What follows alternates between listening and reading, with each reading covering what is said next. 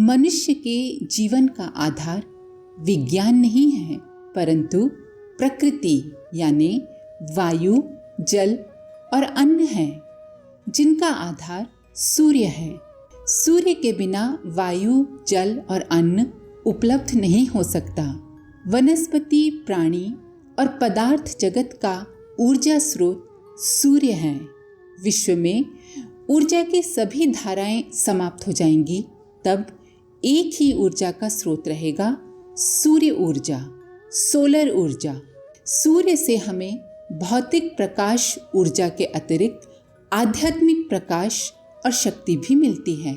सविता की प्रकाश रश्मियां ब्रह्मांडीय चेतना के रूप में मानवीय अंतराल में प्रविष्ट होकर उसे आत्मोत्कर्ष की दिशा में आगे बढ़ने, ऊंचा उठने के लिए सतत प्रेरित करती हैं। सूर्य विज्ञान अध्यात्मवेत्ता एवं दिव्य दृष्टा परम पूज्य गुरुदेव श्री राम शर्मा आचार्य जी ने सविता की प्रकाश रश्मियों को दिव्य आध्यात्मिक किरणों के नाम से संबोधित करते हुए कहा कि आत्मिक उन्नति की इच्छा रखने वालों के अंतःकरण में ये सीधे प्रवेश करके प्राण चेतना में उच्च स्तरीय उभार उत्पन्न करती हैं।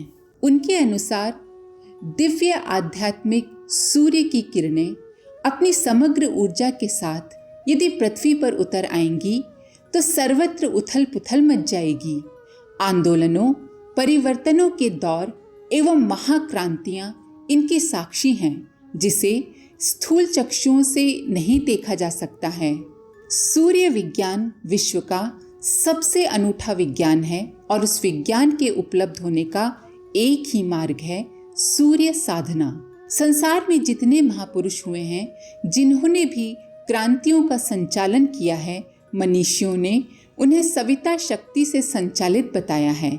जैसे परम पूज्य गुरुदेव का विचार क्रांति अभियान। सूर्य के अंतर जगत में गायत्री महामंत्र द्वारा प्रवेश करके सद्गुरु कृपा से कोई भी साधक विश्व ब्रह्मांड के रहस्यमय ज्ञान को उपलब्ध होता है।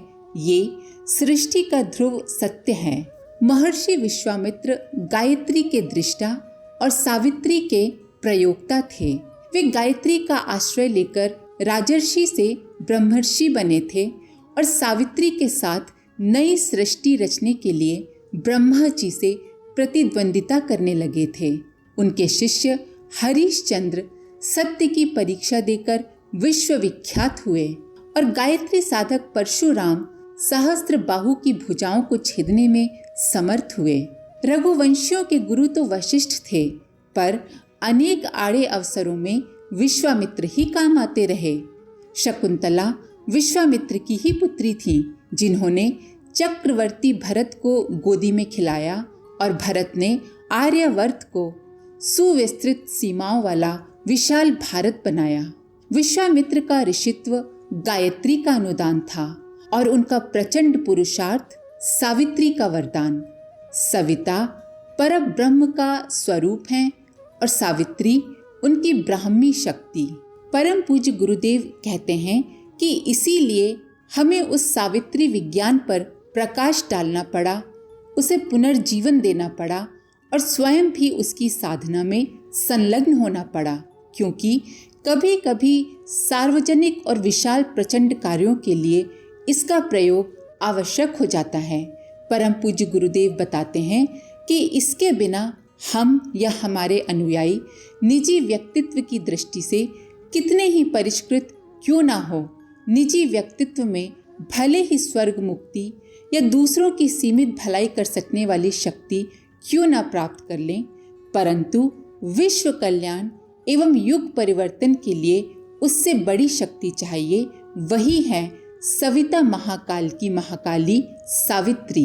गायत्री से दिव्य आध्यात्मिक विभूतियां उपलब्ध होती हैं और सावित्री से भौतिक रिद्धि सिद्धि।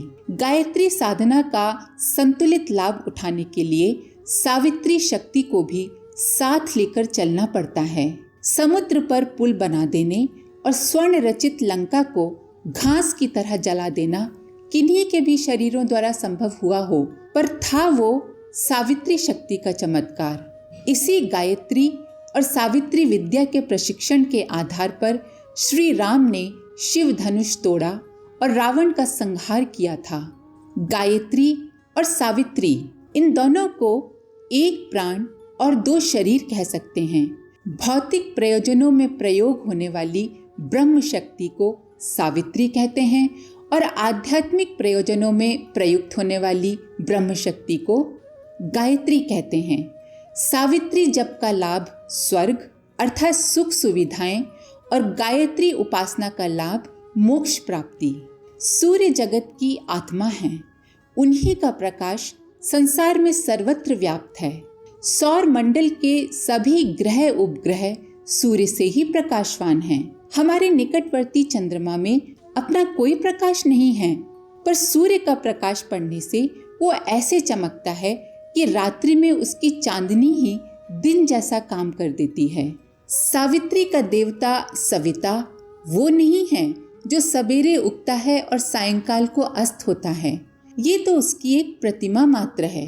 परंतु सूर्य और सविता अलग नहीं हैं, एक ही हैं। जो प्रत्यक्ष दिखता है वो सूर्य है और सविता उन्हीं की आत्मा है। सविता आत्मिक शक्ति का स्वामी है।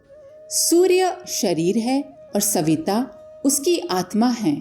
सूर्य है प्रत्यक्ष आम और सविता उसका मीठापन है। सूर्य नारायण प्रत्यक्ष देवता हैं, क्योंकि उन्हीं के द्वारा प्राणी का जन्म, पालन और विलय होता है। हवा और खुराक से अधिक महत्व सूर्य के प्रकाश का है, जिसके बिना हवा और खुराक का अस्तित्व हो ही नहीं सकता। पृथ्वी की उर्वरा शक्ति बनाए रखने के लिए और उसके ऊपर वृक्ष, वनस्पति और प्राणियों का जीवन यापन और अस्तित्व सूर्य के बिना संभव नहीं है। सूर्य की उपस्थिति में वनस्पति प्राण वायु बनाती है, जिसके द्वारा प्राणी मात्र का जीवन यापन संभव होता है। धरती पर जो वन संपदा है, पेड़ पौधे हैं, वो सूर्य का ही अनुदान है। शारीरिक रोग, मानसिक उद्वेग, शत्रुता का आक्रमण, दुर्बुद्धि जन्य अनाचरण आदि से पीछा छुड़ाने की प्रेरणा सूर्य उपासना से ही मिलती है। समग्र जीवधारियों का उत्पादन, अभिवर्धन और परिवर्तन सूर्य द्वारा ही होता है। सूर्य को सृष्टि का प्राण कहा गया है। सूर्य के कारण ही धरती पर जीवन है। सूर्य नारायण यदि एक दिन न निकलें तो धरती पर त्राही त्राही मच जाए। सूर्य का प्रकाश समस्त जीवधारियों में उल्लास एवं प्राण का संचार करता है। सूर्य मात्र जलता हुआ आग का गोला भर नहीं है, ये तो सूर्य का भौतिक रूप है। अपने दैविक रूप में वो विचारों का नियंत्रक, ग्रहों का अधिपति तथा भावों को सुंदर प्रेरणा देने वाला है तथा जातक की आत्मा के रूप में विद्यमान है।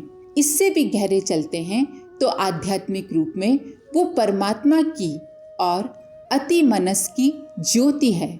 सविता की प्रकाश रश्मियां ब्रह्मांडीय चेतना के रूप में मानव के अंतराल में प्रविष्ट होकर उसे आत्मोत्कर्ष की दिशा में आगे बढ़ने, ऊंचा उठने के लिए प्रेरित करती हैं। सूर्य प्रकाश में 7 रंग की किरणों के अतिरिक्त अल्ट्रावायलेट, इंफ्रारेड, कॉस्मिक आदि शक्तिशाली दृश्य किरणें भी सम्मिलित रहती हैं और पृथ्वी तक पहुंचकर अपने अपने गुणों एवं विशेषताओं के आधार पर वनस्पति एवं प्राणी जगत को प्रभावित करती हैं। ठीक उसी तरह उससे भी अधिक शक्तिशाली सूक्ष्म ऊर्जा तरंगे सूर्य से निकलकर अपनी कृपा की वर्षा मानव समुदाय पर करती रहती हैं। सविता देवता अनंत ज्ञान एवं शक्ति के भंडार हैं। वैदिक ज्ञान मनुष्य समुदाय को उन्हीं के द्वारा प्राप्त हुआ है। इस तथ्य का रहस्योद्घाटन करते हुए गीता के 4 अध्याय के प्रथम श्लोक में कृष्ण भगवान ने कहा है कि सूर्य ज्ञान के भंडार हैं। उनके द्वारा ये ज्ञान वैवस्वत मनु को और मनु के द्वारा राजा इक्ष्वाकु को मिला। महर्षि याज्ञवल्क्य एक प्रत्यक्ष प्रमाण है कि सविता देवता अनंत ज्ञान के समुच्चय हैं। शुक्ल यजुर्वेदीय माध्य नंदिनी संहिता महर्षि याज्ञवल्क्य को सूर्य से ही मिली थी। आदित्य हृदय के अनुसार श्री कृष्ण ने अर्जुन को सूर्य उपासना की अनूठी एवं अनुपम विद्या प्रदान की थी। शास्त्रों में अनेकों प्रमाण उपलब्ध हैं जिनमें कहा गया है कि ऋषि मनीषी ही नहीं, देवता भी अनादिकाल से सविता की आराधना करते आए हैं। यजुर्वेदीय सूत संहिता में इस तथ्य का रहस्य बताते हुए भगवान शंकर कहते हैं कि मैं स्वयं श्रद्धा पूर्वक सविता की सावित्री मंत्र द्वारा, जिसे गायत्री कहते हैं, उनकी उपासना करता हूँ। कुंडलिनी जागरण में सविता शक्ति का ही अवगाहन अवधारण किया जाता है। पारशर कल्प सूत्र में इस संदर्भ में विस्तार पूर्वक वर्णन करते हुए कहा गया है कि मूलाधार में सविता देवता का ध्यान करने पर दिव्य दृष्टि की प्राप्ति होती है। इसी तरह चाक्षुषोपनिषद एवं कृष्ण यजुर्वेदीय उपनिषद में चाक्षुषी विद्या का वर्णन करते हुए कहा गया है कि सूर्य विद्या का आश्रय लेकर मनुष्य न केवल सभी प्रकार के नेत्र रोगों से मुक्ति पा सकता है, वरन दिव्य दृष्टि भी प्राप्त कर सकता है। छांदोग्य एवं बृहदारण्यक उपनिषदों में भी इसी प्रकार का उल्लेख है, जिसके अनुसार समस्त प्राणियों की दृष्टि शक्ति के अधिष्ठाता सूर्य हैं। उनकी आराधना से दिव्य दृष्टि की उपलब्धि होती है। पुरातन काल के ऋषियों से लेकर अर्वाचीन योगी तपस्वियों की साधना उपासना में सविता की प्रमुखता रही है। उससे प्राप्त ज्ञान के आधार पर उन्होंने अनेकानेक भौतिक एवं आध्यात्मिक आविष्कार किए, प्रकृति पर विजय पाई। मार्कंडेय पुराण में सूर्य को ब्रह्म का मूर्त रूप बताते हुए कहा गया है कि ओम अर्थात प्रणव सूर्य का सूक्ष्म रूप है। उसी से भू भुव स्व नामक 3 व्याहतियां प्रकट हुई हैं। तत्पश्चात मह जनः तपः सत्यम आदि 7 लोकों का आविर्भाव हुआ। गायत्री महामंत्र इसी का विस्तृत रूप है, जिसमें ज्ञान विज्ञान की समस्त शक्तियां सन्निहित हैं। वस्तुतः मनुष्य की आध्यात्मिक उन्नति में सविता देवता की महत्वपूर्ण भूमिका होती है। सूर्य को अब जीवन का केंद्र बिंदु माना जा रहा है। सूर्य ही है जो समस्त ग्रह पिंडों को अपनी आकर्षण शक्ति से बांधे हुए हैं। वनस्पतियां सूर्य से ही जीवन ग्रहण करती हैं और प्राणियों को भी अपनी प्राण शक्ति के लिए बहुत कुछ सूर्य पर ही निर्भर रहना पड़ता है। सूर्य चिकित्सा के अनेक विधि विधान शारीरिक रोगों के निवारण करने में अत्यधिक सहायक सिद्ध होते हैं। इसी प्रकार सूर्य के मन पर पड़ने वाले प्राकृतिक प्रभाव का विश्लेषण करके ध्यान आदि द्वारा उपयोगी को बढ़ाने और अनुपयोगी को हटाने का क्रम बन सकता है। सविता देवता के प्रभावों को उपासना रूपी छलनी से छानकर ग्रहण करने में, पानी को छानकर पीने पर उसमें घुली अस्वच्छता से बचने जैसा लाभ मिलता है। सूर्य उपासना मानवीय विवेक की एक अति उपयोगी उपलब्धि थी, जिसे हम क्रमशः धीरे धीरे भूलते ही चले जा रहे हैं। प्राचीन काल में जब ब्रह्मचारी गुरु के पास शिक्षा के लिए जाता तो गुरु उसे सूर्य के समक्ष खड़ा करके कहता था, उस सूर्य को देख, उसके पीछे पीछे चल, ये तेरे जीवन का आदर्श है। और ब्रह्मचारी यजुर्वेद का मंत्र बोलते हुए कहता था, मैं सूर्य के अनुसार सूर्य के पीछे पीछे चलने का संकल्प करता हूँ। इसके पश्चात वो प्रतिदिन प्रार्थना करता है, अहम भूयासम सावितेव चारु, हे भगवान, मैं सूर्य की भांति दैदीप्यमान बनूं और चमकने लग जाऊं, सूर्य की भांति अच्छा बनूं और सूर्य के पीछे चलूं। इसका तात्पर्य क्या है? इसका सीधा सा उत्तर है कि मैं सूर्य के गुणों को धारण करूं। सूर्य का पहला गुण ये है कि वो घूमता है, परंतु अपने केंद्र को नहीं छोड़ता। मनुष्य का केंद्र बिंदु है मानवता, उस पर डगमगाओ नहीं, उसे छोड़कर इधर उधर मत हो जाओ। जब से मनुष्य अपने केंद्र बिंदु मानवता से फिसलकर इधर उधर होने लगा, तभी से उसके लिए कष्ट और संकट उत्पन्न होने लगे, तभी से मनुष्य से अलग होने लगा। अगर आपको इस वीडियो से कुछ सीखने को मिला हो तो वीडियो को लाइक करें, अपने प्रियजनों के साथ शेयर करें और चैनल को सब्सक्राइब जरूर करें। माँ गायत्री की कृपा आप पर बनी रहे। हम फिर मिलेंगे अगले वीडियो के साथ। धन्यवाद। ओम शांति।